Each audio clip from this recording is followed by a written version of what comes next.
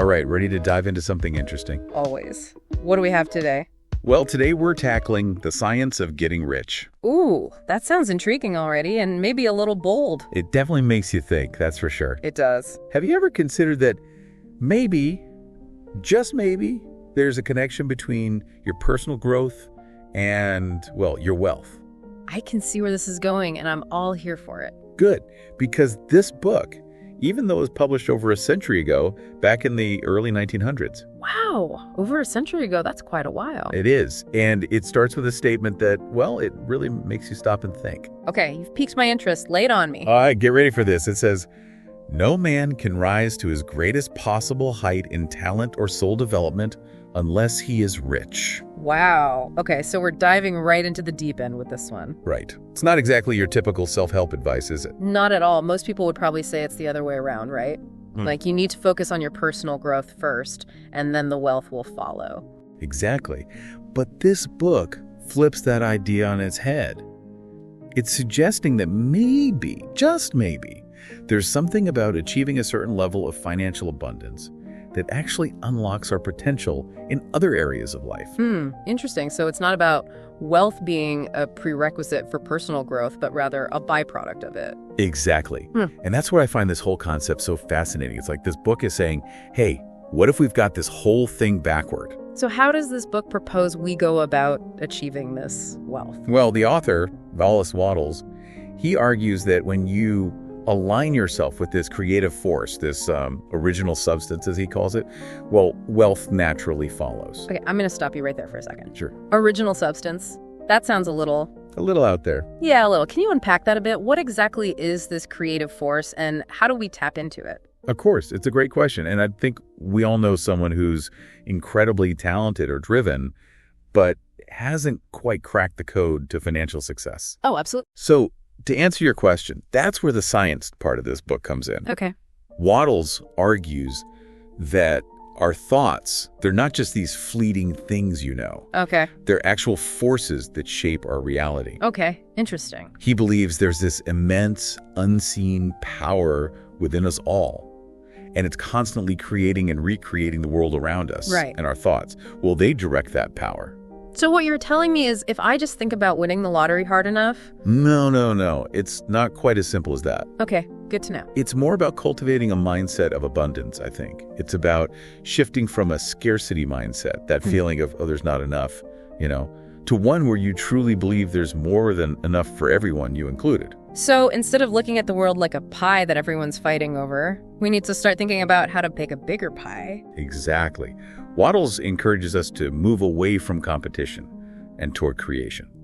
Think about it when we collaborate and innovate, when we come up with new solutions and fresh ideas, we're not just benefiting ourselves, we're benefiting everyone. We're expanding the pie. I like that. And it's funny because when you think about it, some of the most successful companies today, they weren't built on simply outcompeting existing businesses. Right. They were built on innovation, on creating entirely new markets and possibilities. Exactly. Look at companies like, Google or Tesla, for example. They changed the game completely. And that's something Wattles emphasizes, the importance of finding your unique talents and using them to create value. It's not about blindly following your passion, but rather understanding your strengths and how they can contribute to this larger ecosystem of abundance. That actually reminds me of that famous Steve Jobs quote, "The only way to do great work is to love what you do."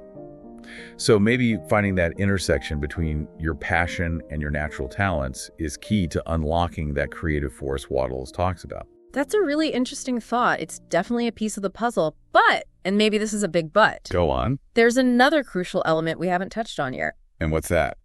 Gratitude. Gratitude. It's more than just saying thank you, isn't it? Way more. Wattles believed that gratitude wasn't just a nice thing to practice. He saw it as a fundamental principle in aligning yourself with this flow of abundance. So it's not just about saying thank you for what we have. It's about cultivating a genuine feeling of gratitude, a deep appreciation for everything in our lives, maybe even especially the challenges. Yes. And this is where things get really interesting because Wattles argues that gratitude isn't just about acknowledging what's good in our lives. It's about shifting our entire perspective. When we're truly grateful, we're not focused on what we lack. Instead, we're focused on what we have. We're radiating this energy of abundance, which, according to Wattles, actually attracts more abundance into our lives. You know, it's funny, isn't it? We often hear that gratitude can lead to a happier and healthier life, but now we're talking about it attracting wealth and success. Exactly. So it's not just about feeling good. It's about creating a sort of magnetic force that draws in success and opportunity. That's pretty powerful stuff. It really is. And you know what? It's kind of like that old saying, what you focus on expands. Because if you're always dwelling on what you don't have, or you're always feeling limited, well, guess what? That's what you're going to attract more of.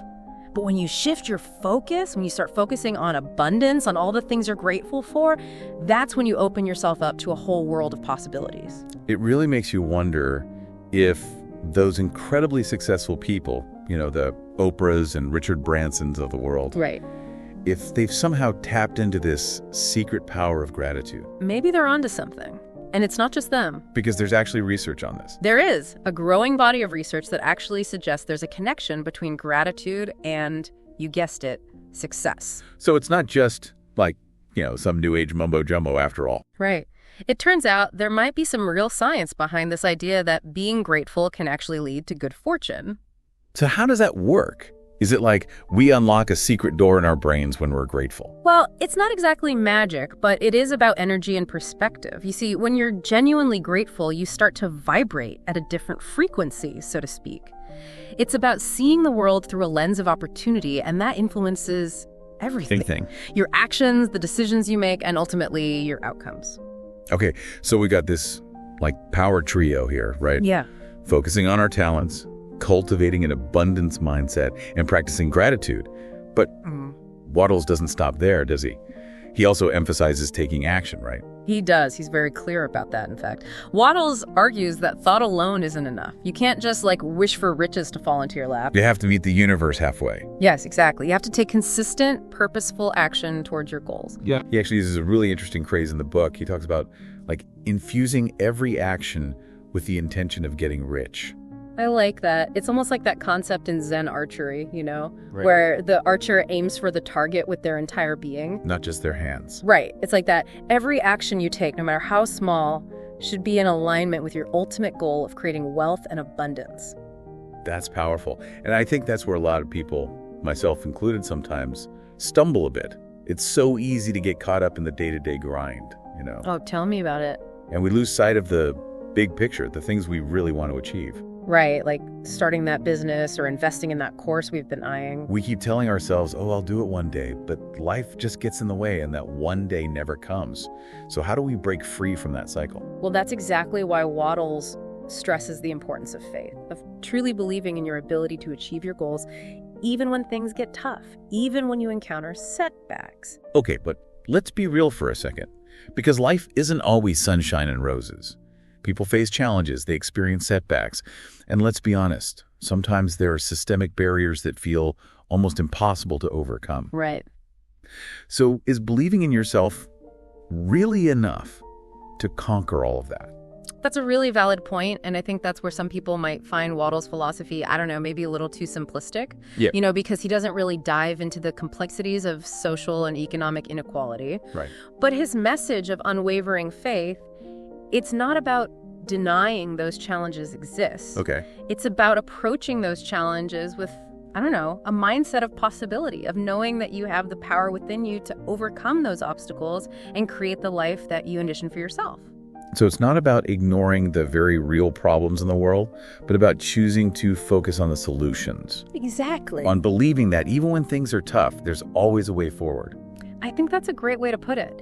And that this all ties back to one of the most interesting concepts in the book, actually. Oh, you mean the idea of the advancing man? Exactly. Now, I know that term might sound a little outdated to some people listening. It does sound a bit old-fashioned, doesn't it? It does. But stick with us here, because it's actually a really fascinating idea. So tell me, what does it mean to be an advancing man or woman in the context of this book?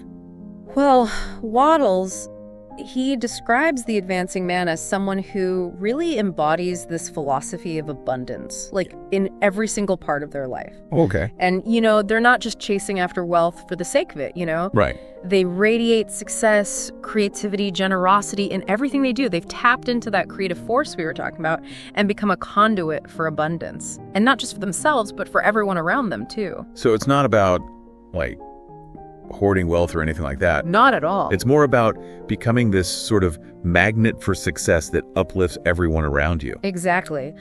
Wattles truly believed that when you align yourself with this creative force, when you cultivate an abundance mindset, and when this is key, you take consistent action. Right. You naturally start to attract opportunities to create wealth and to really make a difference in the world. So you become someone who inspires others to reach their full potential. Yes. You elevate others, you inspire them, you empower them. It's funny because when you really think about it, that's often what draws us to certain successful people, isn't it? It's not just their wealth or their achievements. It's something more than that. It's like this aura they have. Exactly. It's like they're living proof that this whole philosophy works, that aligning yourself with this creative force can lead to, not just financial success, but also to a deeper sense of fulfillment and impact. Because it's not just about the money, right? Right. It's about living a life that's truly in alignment with your values and your purpose. Absolutely. It really makes you stop and think about the kind of energy you're putting out into the world. Are you approaching life from a place of scarcity, always competing, always struggling? Or are you embracing abundance, looking for ways to create, to collaborate, to uplift those around you? Because according to Wattles, that shift in perspective, that's where the magic happens. That's where the real change begins. Well, that's all the time we have for today's deep dive into the science of getting rich. We hope you found this exploration as thought-provoking as we did. And remember, the journey to wealth, purpose, and a life filled with abundance, it's a continuous one. So as you move forward, ask yourself, what were your takeaways? Yeah, exactly. Does this idea of the advancing man resonate with you? And does it inspire you to approach your own journey in a new way? Keep those questions in mind as you create the life you want to live. And until next time, keep those minds open, keep those hearts grateful, and keep taking action toward the life you dream of.